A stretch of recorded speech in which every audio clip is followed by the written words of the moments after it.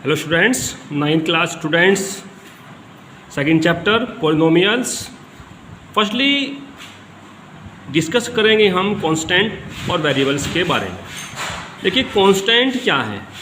एक वो mathematical symbol जिनकी न्यूमेरिकल वैल्यू चेंज नहीं होती है, हमेशा कांस्टेंट रहती है, यानी कि अपरिवर्तित रहती है, बदलती नहीं है। जैसे 9 ले सकते हैं आप, -6, इस तरीके से इनकी वैल्यू हमेशा, जैसे 9 है, 9 को कहीं भी लिखेंगे आप, उसको कहीं बोलेंगे तो वो 9 ही रहेगा, उसकी मैथमेटिकली जो न्यूमेरिकल वैल्यू है वो चेंज नहीं होगी।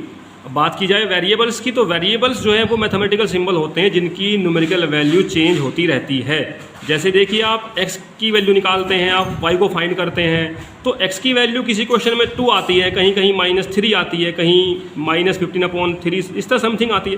तो क्या है कि वो मैथमेटिकल सिंबल जिनकी न्यूमेरिकल वैल्यू चेंज होती रहती है उनको बोलते हैं वेरिएबल्स।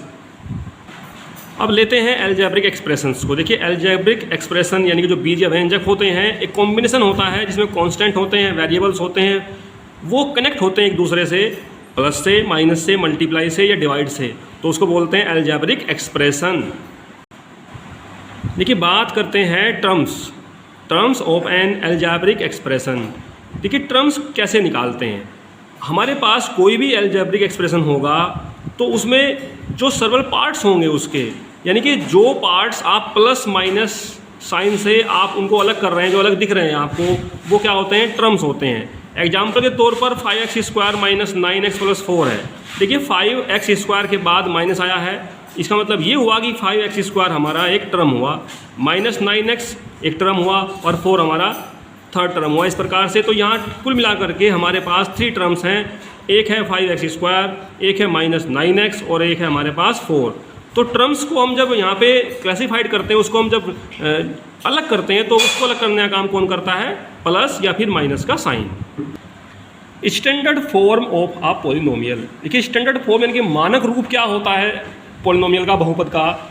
तो आपको एक बात ध्यान रखनी है कि आपको पॉलिनोमियल इस तरह से लिखना है कि जिसमें x जो होगा वो या तो असेंडिंग पावर की फॉर्म में हो या फिर डिसेंडिंग पावर्स की फॉर्म में हो। जैसे मैं आपको बताता हूँ, अभी क्या होता है कि सबसे बड़ी पावर जैसे x⁻7 है, फिर x�5 है, फिर x�3 है, तो ऐसे नहीं कि आप x जो है 5 से स्टार्ट करेंगे क्योंकि 5 जो है वो बीच में है, ऐसा नहीं करेंगे।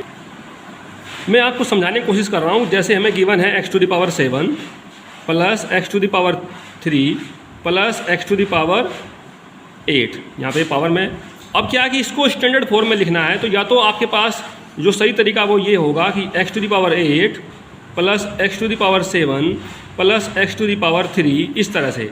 या फिर आप इसको ऐसे भी लिख सकते हैं x�3 + x�7 + x�8। मोस्टली इस मेथड का यूज करते हैं, यानी कि जो ग्रेटेस्ट पावर होती है वो सबसे पहले लिखा जाता है, x वेरिएबल जो है, और सबसे छोटा बाद में लिखा जाता है, यानी कांस्टेंट भी सबसे बाद में ही लिया जाता है। ये ध्यान रखने वाली बात है।